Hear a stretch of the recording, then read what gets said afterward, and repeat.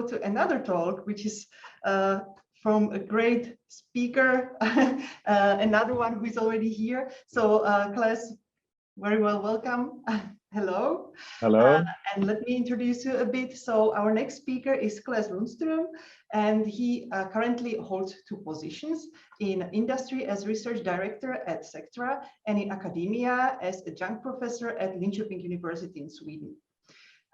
His role in Sectra is part of the management group, and the responsibilities include innovation development, long-term strategies for technology adoption, and collaborations with academic partners.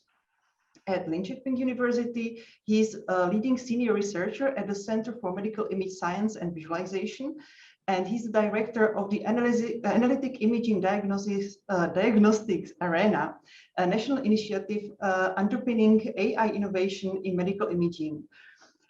Since its start in 2003, his research efforts have revolved around medical imaging from different technology angles, such as visualization, image analysis, artificial intelligence, informatics, and human-computer interaction.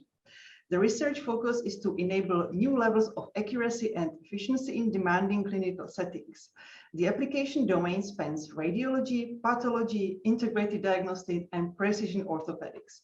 So Claes, we also had a very nice introduction before in the talk from Bernhard, so we already know quite a lot about you, but we are really excited about what you will tell about yourself and your research. So we are very looking forward. And thanks for accepting our invitation. Stage is yours.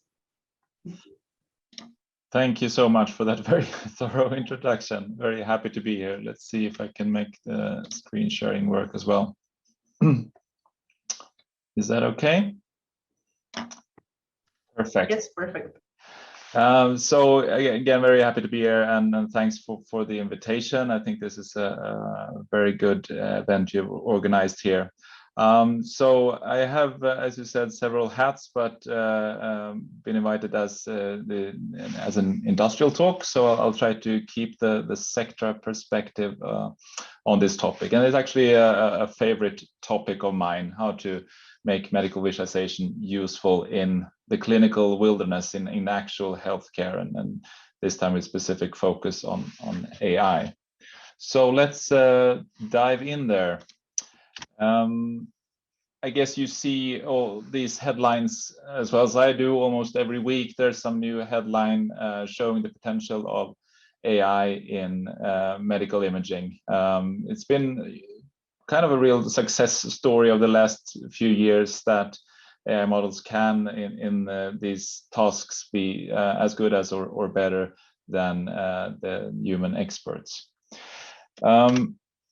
One example is of a very mature part is in mammography screening. So I don't know if you've accustomed with this type of graphs, but it shows the performance, and you want to be up in the top left corner to have perfect sensitivity without having any false positives.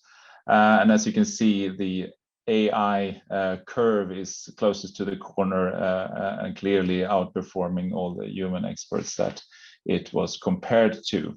And there are many more studies, even big ones such as this one, showing the same type of potential.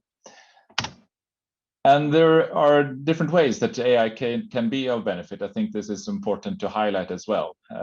Sometimes you only hear about full automation, but it's not really the only case. So I'd like to categorize it into three main benefits for healthcare. One way is to take an existing task and improve how that is done. So give support to a human expert doing something to make him or her more effective or high quality results. But what perhaps is even more interesting is when we can use these new tools to rearrange the workflows. So again, an example from mammography screening based on a result from a Swedish research group from last year is that if we take one of these solutions that is out there and use it as a risk score and then use it as a triaging tool, meaning that the 20% of the women with the lowest risk score if we don't even have an expert look at them once, we can remove all of those from any manual labor without missing a single cancer in this case. And the good thing about this is, of course, that then we can devote the resources where it is more needed. Make sure that we don't miss anything in the tricky cases, and perhaps add second or even third reviewers for those cases. And then AI can also add what even experts can't do. And one of the big problematic areas is subjectivity in the diagnosis and assessments. So this example is from lung emphysema. That's a grading that radiologists do, but they don't really agree that much. The criteria are very vague, and it would be a great benefit just to get a calibrated scale, and AI could certainly help out with that, and then we can organize healthcare in a better way on a more stable platform, so to speak.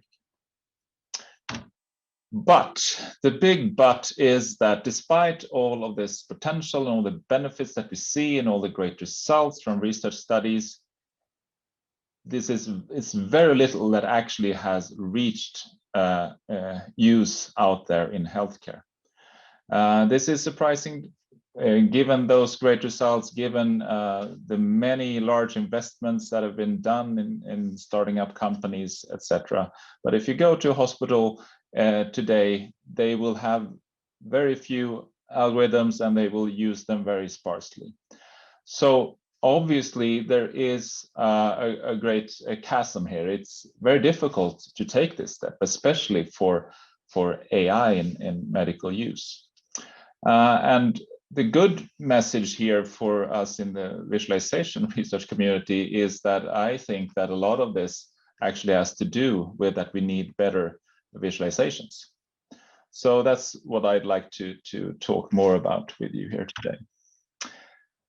So some key insights on visualization with regards to visualization and AI. I think is important, and perhaps knowledge that is not so well spread, especially among the kind of core AI research. Even if they use medical images in their research, they often lack a bit of understanding on the BIS side of things. So this image is to illustrate this seeming paradox, right? On the one hand, we say that AI is extremely powerful. On the other hand, it seems like it's still quite useless. How can it be both? Well, if you think about all the tasks, the subtasks that a radiologist or pathologist does during a day, and think of that as a landscape of tasks. And then we represent the height of this landscape as this how good an AI model today can help out with that task. Well, then we get this type of image. You see that the peaks are very high indeed. There are examples, as we said, where AI can be even better than the human expert. But we also see that these peaks are very, very narrow. We see that the landscape is very sparse. So this is a challenge then, how to use this potential, because for instance, a problem occurs if you have a radiologist looking at a data set and the radiologist needs to think about 100 different things. Then it is perhaps not so helpful to have an AI that helps out with 2 of those things if you still need to go through all the pixels anyway. So the important lesson to learn for visualization research is that you need to really go deep into the context. What is the clinical workflow, and work with the details on how the AI prediction can be of help, and how to work with that. Another illustration that I like to do is, this is from a paper from a few years ago, not related to medical imaging, but very illustrative anyway, I think. So this was one of those papers when they wanted to automatically create captions, descriptive texts for unknown images off the internet, basically. So they trained and trained, and then they tried their algorithm on these images that it hadn't seen before. So this was one of them, and the result was a woman is throwing a frisbee in a park.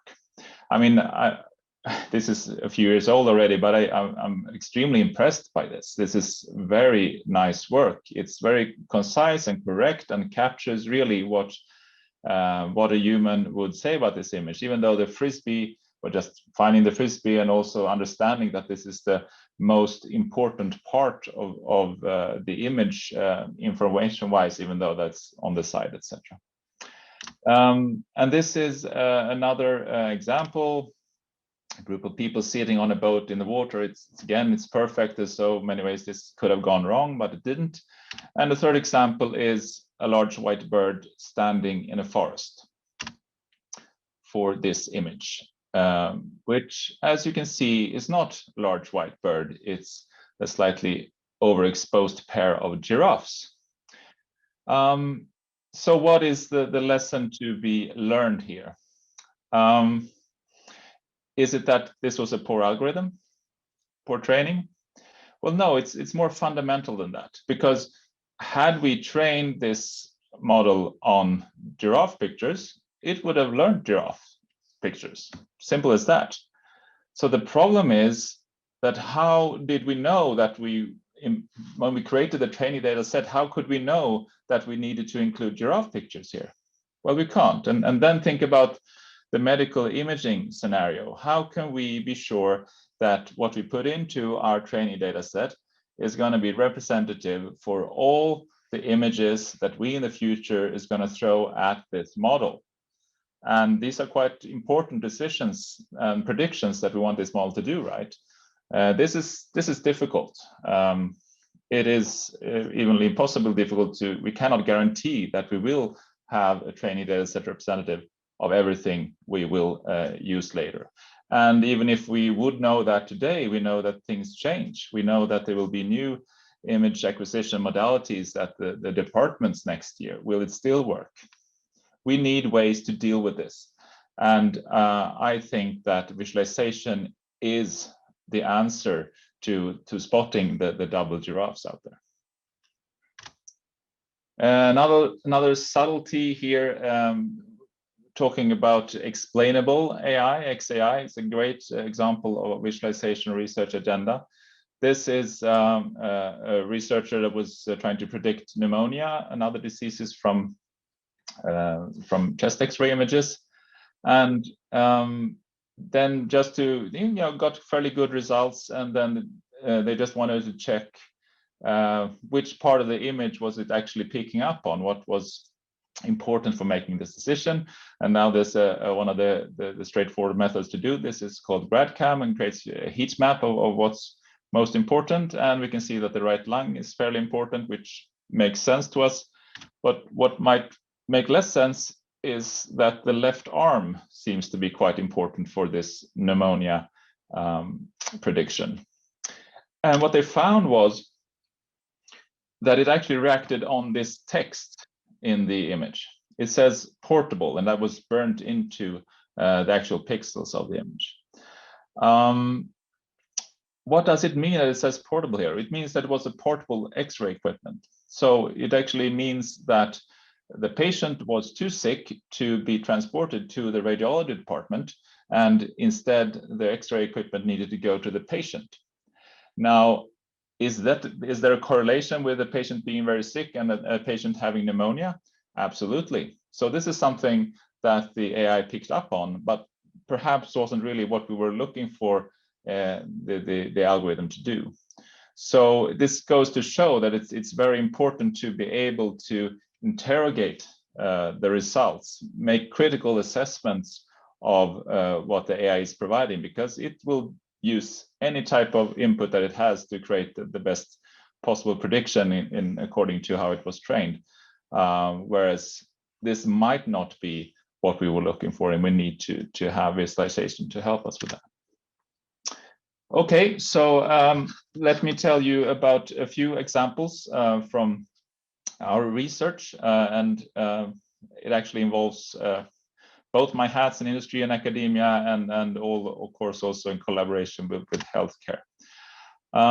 We work a lot with pathology, and if you haven't been in touch with this area before, let me just tell you that this is very, very important part of healthcare. It's really where the final diagnosis is made as soon as you take out some tissue from the patient. So it's microscopic images of tissue, in this case for histopathology, and as you can see, the images are really huge, gigapixel images, and very often time-consuming analysis by the pathologists. So one example here is from our PhD student Martin Lindvall, who just presented at IOI this year. And he was looking into how we can make use of imperfect AI. And since we safely can assume that all AI will be imperfect somehow, this is quite useful methods. So the clinical question here is looking for tumor cells in colon lymph nodes.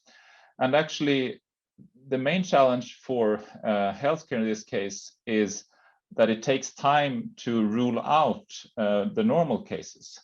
Then it's not a needle in a haystack problem, but it's actually proving that there's no single needle in the haystack. Not so difficult, but does take time. So, and this is a good task for AI. So Martin trained his own AI, and that was a good one, but not perfect, and actually slightly worse than an expert in this case. Could it still be useful to put it into context? Well, by really doing smart interaction design here, Martin managed to do that. So he created, instead of having the pathologist zoom and pan around freely, he created a system where you directly jumped between an overview and then into the four most suspicious regions marked by AI. That could be either very suspicious or not suspicious. The pathologist did not know. But it turned out that the pathologist, after seeing those four patches, got to grow a trust and an appropriate level of trust of the AI algorithm, such that the result was that they became faster and the results improved slightly. And they also appreciated this way of working, which I think is an absolutely great result, and actually quite rare to be able to show this today. So it touched upon a couple of pitfalls that AI might have. One is that sometimes it seems like the general assumption, conscious or not, is that we want to go for full automation. But actually automation can create more work than before.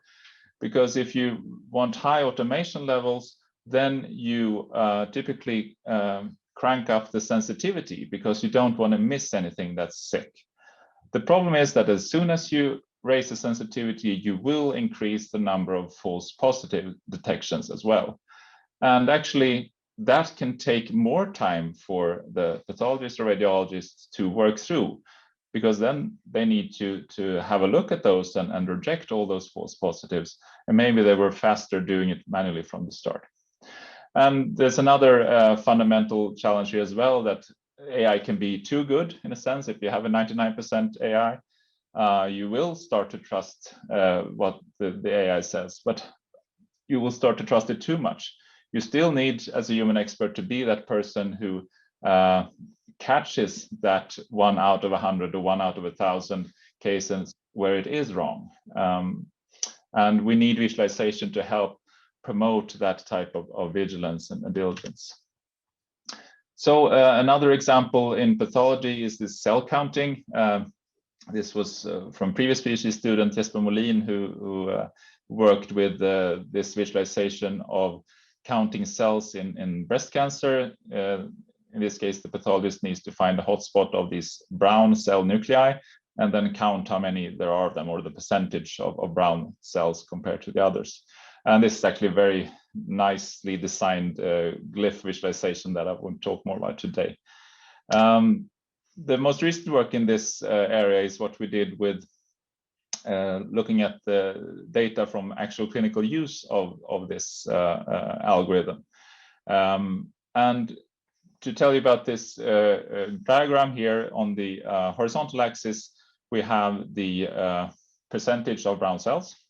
And as you see, there's a dashed line there, and that's the cutoff for the decision point. So actually, the actual percentage number doesn't mean anything. It's just important if you're above or below the cutoff. And then you see on the vertical axis, that's the error made for each of those assessments. So meaning that anything in the red areas creates an incorrect decision. Now, this first baseline is supposed to be pretty bad because it's just eyeballing, giving a number at a glance at the image. But then we compared having the AI work on its own together with AI working with human in the loop, where the pathologist gets to correct the results of the AI.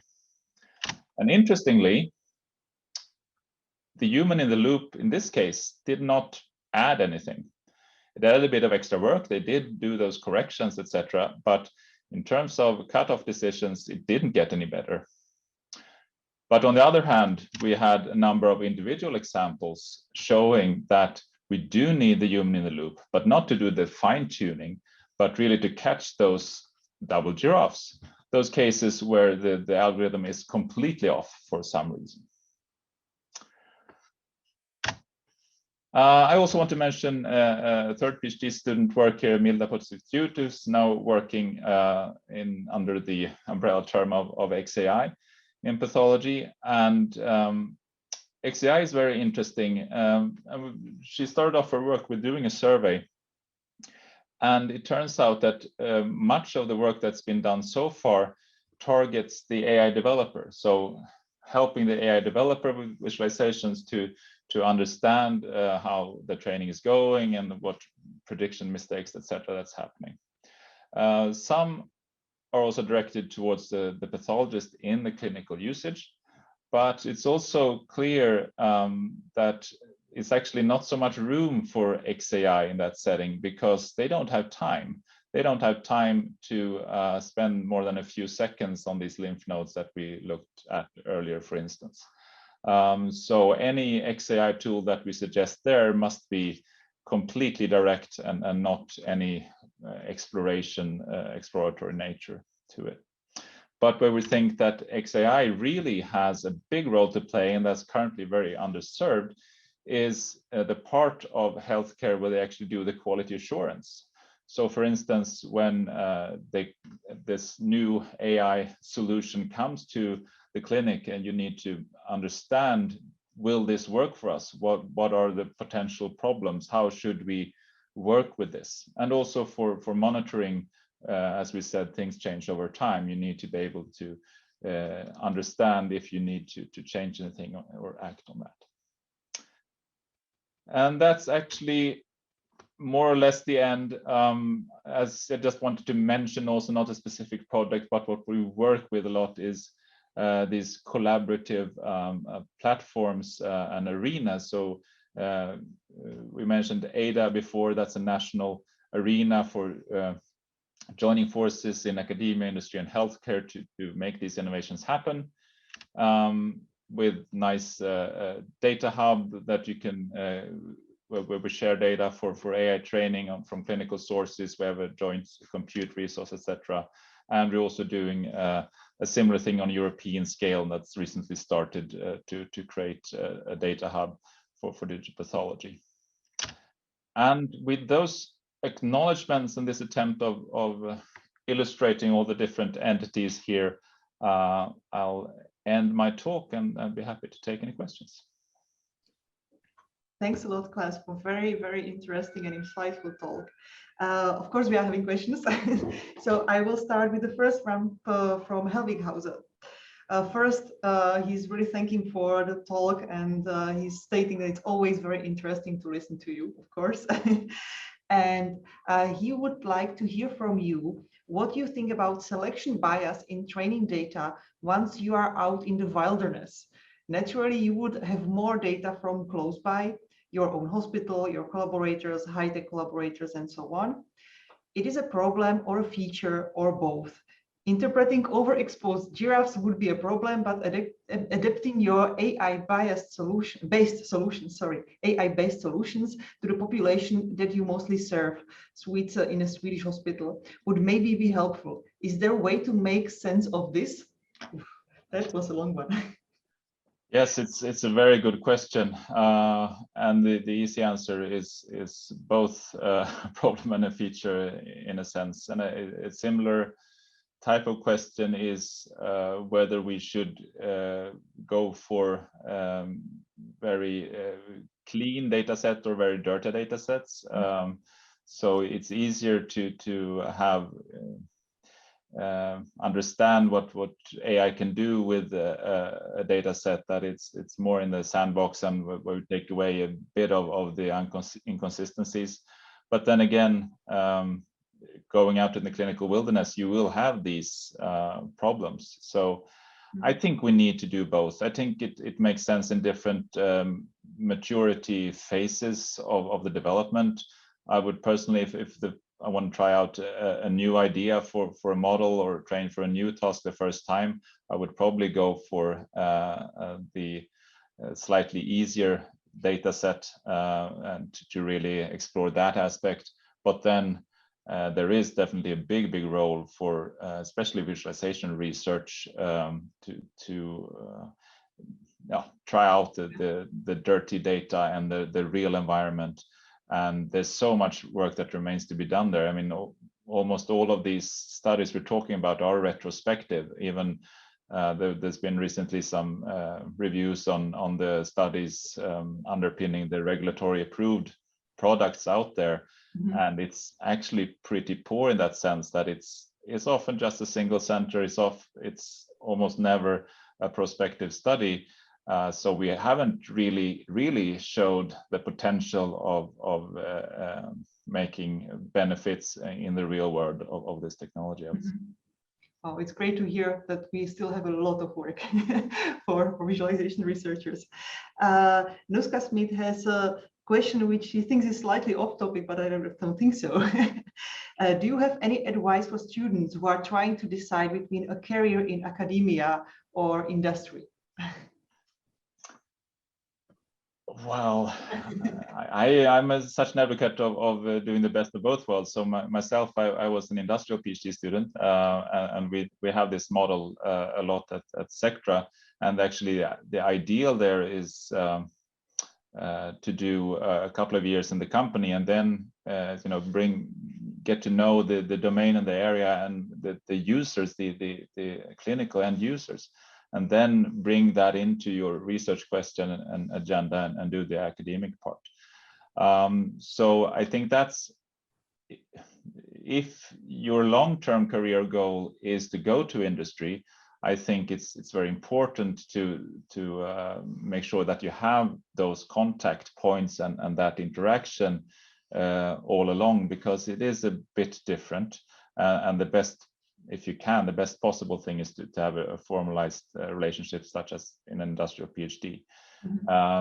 If your long-term goal is to stay always in academia, then it's of course good for society if you have an understanding of the industrial side, but perhaps less important for your career. Perfect. Thank you very much. And thanks once again for this great talk and all your insights. We are really grateful for having you here today. And so that was another session. Thanks a lot for everyone for joining us.